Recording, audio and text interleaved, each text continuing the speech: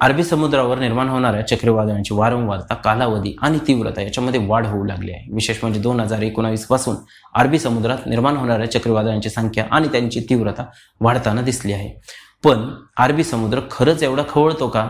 यामागे नेमकी कारणे काय असावीत? गेल्या काही वर्षांपासून अरबी समुद्रात चक्रीवादळ तयार होण्याचे प्रमाण का वाढले आहे याचे कारण आपण जाणून घेऊयात। नमस्कार, मी प्रवीण सुरवसे लेट्स अप मराठीमध्ये आपलं स्वागत करतो। बिपरजॉय चक्रीवादळ। अरबी समुद्रात निर्माण झालेल्या बिपरजॉय चक्रीवादळ अधिकाधिक तीव्र होत चालले आहे। मुंबई आणि महाराष्ट्राच्या किनाऱ्यापासून हे चक्रीवादळ दूर जरी असले तरी त्याचा परिणाम मात्र मुंबई, कोकण किनारपट्टीला जाणवत आहे। बिपरजॉय चक्रीवादळ गुजरातच्या दिशेने पुढे सरकले असून यामुळे गोवा आणि कोकण किनारपट्टीच्या भागाला समुद्राला उधाण आलं आहे। वाऱ्याचा वेग देखील यामुळे मोठ्या प्रमाणात वाढला आहे। अरबी समुद्रात यंदाच्या वर्षातील हे पहिले चक्रीवादळ असून अरबी समुद्रात आता तयार झालेले या चक्रीवादळाचे नाव बिपरजॉय असे ठेवण्यात आले। बांगलादेशने हे नाव दिलं असून बांगलादेशमध्ये बिपरजॉय या शब्दाचा अर्थ म्हणजे विध्वंस असा होतो। अरबी समुद्रात वाढती चक्रीवादळ। अरबी समुद्रात मान्सूनच्या आधी चक्रीवादळ निर्माण होण्याची तीव्रता ही 40% वाढली आहे, तर 20% चक्रीवादळ हे मान्सून नंतर तयार झाले आहे।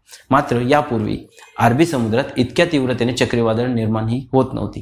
त्यांची तीव्रता आत्ताच वाढली आहे। भारतीय हवामान विभागानुसार समुद्रातील पाण्याच्या तापमानात वाढ होत असल्यामुळे चक्रीवादळ निर्माण होण्याच्या प्रमाणात वाढ होत आहे। ग्लोबल वॉर्मिंगमुळे अरबी समुद्राच्या पृष्ठभागाच्या तापमानात वाढ झाली आहे। 1981 ते 2010च्या तुलनेत गेल्या 2019 साली अरबी समुद्राच्या पृष्ठभागाचे तापमान हे 0.36 अंश सेल्सिअसने वाढले आहे। चक्रीवादळाची कारणे काय आहेत ते आपण जाणून घेऊया। हवामान बदलामुळे जगभरात चक्रीवादळांची संख्या ही वाढली आहे। ताज्या अहवालानुसार मार्च नंतर अरबी सागराचे तापमान 1.2 अंशाने वाढले आहे। ही स्थिती चक्रीवादळ निर्माण होण्यासाठी पोषक असते, तसंच या चक्रीवादळांची तीव्रताही वाढत जाते। मान्सूनवर नेमका काय परिणाम होऊ शकतो ते आपण पाहू। हवामानशास्त्राच्या मते अरबी समुद्रात आणि बंगालच्या उपसागरात चक्रीवादळांच्या संख्येत वाढ झाली तर मान्सूनवरही त्याचा परिणाम होतो।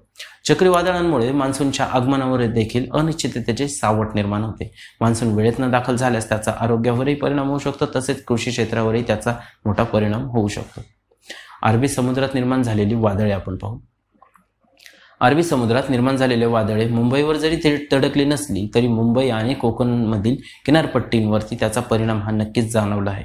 फयान, तोक्ते, निसर्ग ही चक्रीवादळे अरबी समुद्रात आतापर्यंत निर्माण झाली होती। आमचे असेच नवनवीन व्हिडिओ पाहण्यासाठी फॉलो करा लेट्स अप मराठीला, तसेच आमच्या YouTube चॅनलला सबस्क्राईब करायला विसरू नका। धन्यवाद।